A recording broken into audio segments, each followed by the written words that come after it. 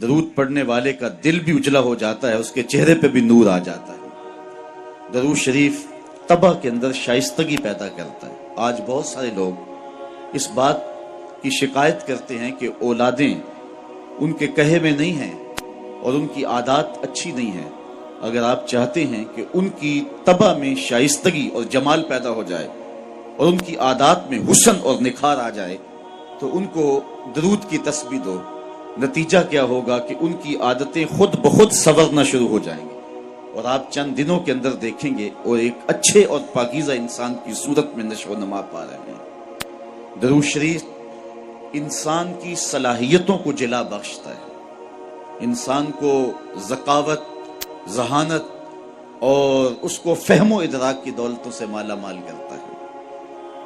درود شریف کی یہ تاثیر بھی ہے کہ اس سے زبان میں اثر اور رس آ جاتا ہے۔ کسی نے اقبال سے پوچھا تھا کہ تیرے شعروں میں یہ شہد کہاں سے آ گیا؟ جو سخنور ہیں وہ جانتے ہیں کہ غالب کو اقبال سے بڑا شاعر سمجھا گیا ہے۔ جو حسن اور جو معاملہ بندی تغزل میں اور تراکیب کے استعمال میں جو حسن وہاں پایا جاتا ہے وہ اسی کا جو ہے وہ خاصہ ہے، لیکن جو عزت، جو تکریم اور جو شان اقبال کا مقسوم ہوئی وہ غالب کا مقدر نہ ہو سکی۔ تو یہ بات کسی نے اقبال سے ہی پوچھا، یہ بات پوچھی کہ حضرت یہ بات سمجھ میں نہیں آتی کہ آپ کے شعروں میں اثر اور شیرینی کہاں سے آئی؟ تو اقبال نے جو جواب دیا وہ سننے کے قابل ہے۔ کہنے لگے کہ میں نے 1.25 کروڑ مرتبہ حضور پہ درود پڑھا ہے، تو اگر حضور پہ درود و سلام پڑھو گے تو تمہارے لہجے میں رس پیدا ہو جائے گی، تمہارے انداز میں مٹھاس پیدا ہو جائے گی اور تمہاری گفتگو کے اندر شہد گل جائے گا اور تمہاری باتوں کی خوشبو پھیلتی چلی جائے گی۔ درود شریف کی بہت بڑی فضیلت یہ ہے کہ درود پڑھنے والا سب سے زیادہ حضور کی قربت پانے والا ہوتا ہے۔ آقا کریم نے فرمایا قیامت کے دن میرے سب سے نیڑے وہ ہوگا جو سب سے زیادہ میرے اوپر درود پڑھنے والا ہو۔ اور اس دور موجود کے اندر درود ہی تو شناخت ہے اہل حق کی، یہی تو شناخت اور پہچان ہے اہل حق کی۔ امام سخاوی نے القول البدیع کے اندر لکھا کہ حضرت امام زین العابدین رضی اللہ تعالی عنہ سے کسی نے سوال کیا، حضرت جب کثرت سے ترک اور فرق ہو جائیں گے تو زمانے میں اہل حق کو پہچاننے کا راستہ کیا ہوگا؟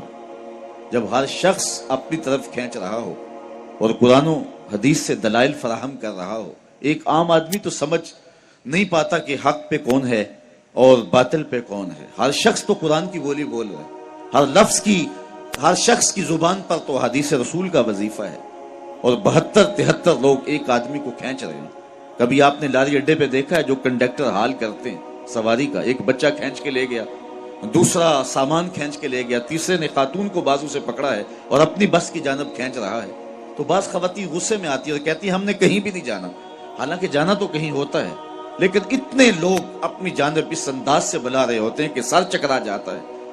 اس طرح لوگ اپنی اپنی جانب دعوت دے رہے ہیں، آواز دے رہے ہیں، بلا رہے ہیں، مختلف ڈھنگ اور مختلف طریقے۔ اس نے مہربانی کی امام زین العابدین سے پوچھا، حضرت جب فرق اور ترک مختلف ہو جائیں گے تو حق کو پہچاننا کس طرح سے ہوگا؟ تو حضرت امام زین العابدین نے جو جواب دیا وہ بڑا خوبصورت تھا اور واضح لفظوں میں صریح جواب تھا۔ فرمانے لگے جو اہل السنہ ہوں گے وہ حق کی راہوں کے مسافر ہوں گے۔ سائل نے دوسرا سوال پوچھا، اگر بہت سارے لوگ اسی عنوان کے ساتھ موجود ہوں، اسی ٹائٹل کے ساتھ ہوں، تو ان میں سے پھر اصلی سنی کو پہچاننے کا طریقہ کیا ہے؟ تو سنو امام زین العابدین نے جواب کیا ملا، جواب کیا دیا، آپ کے سینے میں ٹھنڈ پڑ جائے گی اور یہاں آپ آئے ہیں تو آپ کو اپنے پہ ناز ہوگا۔ حضرت امام زین العابدین فرمانے لگے من علامات اہل سنہ کثرت الصلاۃ علی رسول اللہ صلی اللہ علیہ وسلم، اہل سنت کی علامتوں میں سے ایک نشانی یہ ہے کہ وہ کثرت کے ساتھ حضور پہ درود پڑھنے والے ہوں۔ آج ہمیں بطور تانا کہا جاتا ہے یہ درودیے ہیں، میں کہتا ہوں تم تو تانا دیتے ہو، ہم اس کو اپنے لیے تمغہ اعزاز سمجھتے ہیں، چونکہ درودیہ ہونا اعزاز ہے، ہم درودیے ہیں، بارودیے تو نہیں ہیں۔ تو حضور علیہ السلام پر کثرت سے درود و سلام پڑھنا یہ حب رسول کو سینوں میں پیدا کرنے کا مؤثر ترین ذریعہ ہے۔ دوسری بات، اپنی نسل کو، اپنی اولاد کو، آنے والی نسل نو کو حضور علیہ السلام کے فضائل و مناقب اور حضور کی عظمتوں کے باب سکھاؤ، تاکہ ان کے سینوں کے اندر حضور علیہ السلام کا پیار پیدا ہو۔ اگر اولاد کو یہ کہا جائے کہ نبی دیوار کے پیچھے بھی نہیں جانتا، تو بتائیے کہ اولاد کے سینے میں نبی کا پیار پیدا ہوگا؟ اولاد آج نہیں تو کل سوال کرے گی کہ سائنس کا عروج اور بانک پن یہ ہے کہ وہ پہاڑوں کی تہوں کے اندر چھپے ہوئے سونے اور چاندی اور اس کی مقدار کو بھی دیکھ لیتے، زمین کی کوک کے اندر جو چھپا ہوا تیل ہے اور کوئلہ ہے، سائنس اسے بھی دیکھ رہی ہے۔ تو کیا سائنس یہ بانک پن اور یہ عروج رکھے کہ وہ پہاڑوں کی رگوں کے اندر سونے کے ذرات کتنے فیصد ہیں یہ بھی دیکھ لے، اور نبی دیوار کے پیچھے بھی نہ دیکھ پائے؟ تو آنے والی نسل کو کیا جواب دیا جائے گا؟ تو آنے والی نسل کو کہا جائے کہ ایسا نہیں ہے، اگر کسی نے یہ لکھا ہے تو اندھیرے میں بیٹھ کے لکھا ہے، بات دیوار کی نہیں ہے، اور نبی تو نبی رہا۔ نبی کے غلام حضرت عمر مسجد نبوی کے ممبر پہ بیٹھے ہیں، نہامد میں جنگ ہو رہی ہے، 1 مہینے کی مسافت ہے، دیوار کیا، راستے میں کئی پہاڑ کھڑے ہیں، اور حضرت ساریہ امیر لشکر پہاڑ کو چھوڑنے لگے۔ حضرت عمر یہاں سے پکارتے ہیں، یا ساریہ الجبل، اے ساریہ پہاڑ کو نہیں چھوڑنا، یہ شان ہے خدمتگاروں کی، سرکار کا عالم کیا ہوگا۔ تو اپنی نئی نسل کو ان حقیقتوں سے روشناس کرنا ہوگا۔ آج کے زمانے میں اگر آپ اپنی نسل کو یہ کہیں کہ نبی کسی چیز کا اختیار نہیں رکھتا، تو آج ہم سے نسل نو سوال کر سکتی ہے کہ انسان کے اختیارات تو کراں تا بکراں پھیل گئے ہیں۔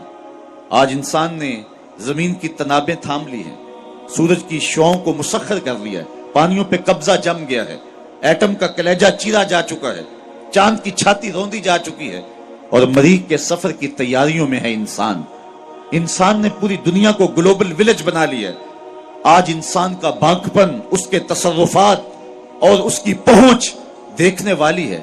یہ فراٹے بھرتی گاڑیاں اور یہ ہواؤں کے سینے کو چیرتے ہوئے طیارے، یہ انسان کے تصرف کی کہانی نہیں کہہ رہے؟ جب انسان کے اختیارات کی کہانی اس قدر پھیلتی چلی جا رہی ہے، تو کیا نبی اختیار ہی نہیں رکھتا ہے؟ تو نئی نسل کو بتانا پڑے گا کہ نہیں، اگر یہ کسی نے کہا تو یہ اہل اسلام کا عقیدہ نہیں ہے۔ نبی کے اختیار کی کہانی تو یہ ہے کہ نبی انگلی اٹھائے چاند کے ٹکڑے ہو جائیں، سورج پلٹ کے اثر کے وقت پہ آ جائے، وہ سڑیاں کھجوراں اگا جان دائے، وہ پتھراں نو کلمے پڑھا جان دائے، قطرے کو سمندر ذرے کو ستارہ کرتے ہیں، کونین کو خم آ جاتا ہے جب زلف سوارا کرتے۔ اپنی نسل نو کو بتانا پڑے گا کہ حضور کو جو اللہ نے اختیارات دیے ہیں، اور جو مناقب اور جو فضائل اور جو رفعتیں حضور کو نصیب ہوئی ہیں، وہ کسی اور کا مقسوم کبھی نہیں رہا، اور نہ کسی اور کو وہ مقام نصیب ہو سکتا ہے جو مصطفیٰ جان رحمت کو عطا فرما دیا گیا۔ آج جدید ٹیکنالوجی جو آپ کے کوبرا ہیلی کاپٹر کو بھی دستیاب ہے کہ آپ فائر داغ چکے ہیں، آپ میزائل داغ چکے ہیں، پھر آپ کا پروگرام بدل گیا تو آپ بٹن دباتے ہیں تو اس کا ہدف تبدیل کر سکتے ہیں، اس کا رخ موڑ سکتے ہیں، اس کو راستے میں توڑنا چاہے تو توڑ سکتے ہیں۔ کسی زمانے میں سنتے تھے کہ کمان سے نکلا ہوا تیر واپس نہیں آتا، آج نکلے ہوئے میزائل اور نکلی ہوئی گولیوں کے رخ موڑے جا رہے ہیں۔ آقا کریم علیہ الصلوۃ والسلام حضرت انسان کے اس اختیار کو جانتے تھے۔ حضرت عبداللہ ابن عباس سے روایت مروی ہے کہ ایک اعرابی کو دعوت اسلام پیش کی، اس نے کہا میں تو تب مانوں گا یہ کھجور کا لٹکتا ہوا خوشہ اگر آپ کی رسالت کی گواہی دے۔ تو حضور نے فرمایا کہ اگر یہ گواہی دے تو تم مان جاؤ گے؟ اس نے کہا انکار کی گنجائش نہیں رہے گی۔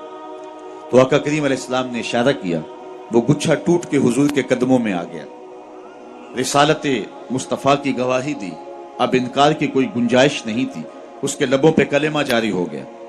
اب وہ ٹوٹی ہوئی کھجوریں جو معجزے سے حضور نے جدا کی تھی، ان کو بانٹا بھی جا سکتا تھا۔ صحابہ ساری زندگی فخر کرتے کہ ہم نے معجزے سے توڑی ہوئی کھجوریں کھائی ہیں، اس صحابی کو مرحمت کر دی جاتی، ایمان کی خوشی میں بانٹ سکتے ہو۔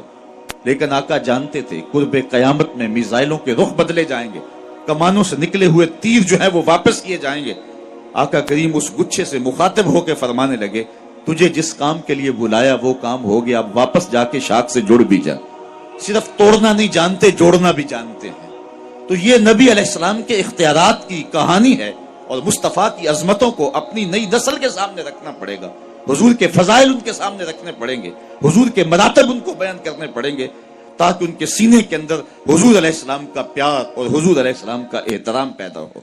نسل نو کو حضور کی دہلیز پہ لانا ہوگا، اور انہیں آقا کریم علیہ السلام کے قصیدے سنانے پڑیں گے، حضور علیہ السلام پہ درود کی ترغیب دیں گے، ساتھ حضور کے کمالات کا بھی ذکر کریں گے کہ بیٹے حضور پہ درود پڑھ رہے ہو تو مت سمجھو کہ حضور سن نہیں رہے، تیرے درود کو مصطفیٰ جان رحمت مدینے میں بیٹھ کے سن رہے ہیں، وہ تو درختوں کی بولیاں سنتے ہیں۔ حضرت یعلا بن مرہ رضی اللہ تعالیٰ عنہ فرماتے ہیں کہ ایک غزوے سے ہم واپس آ رہے تھے کہ راستے میں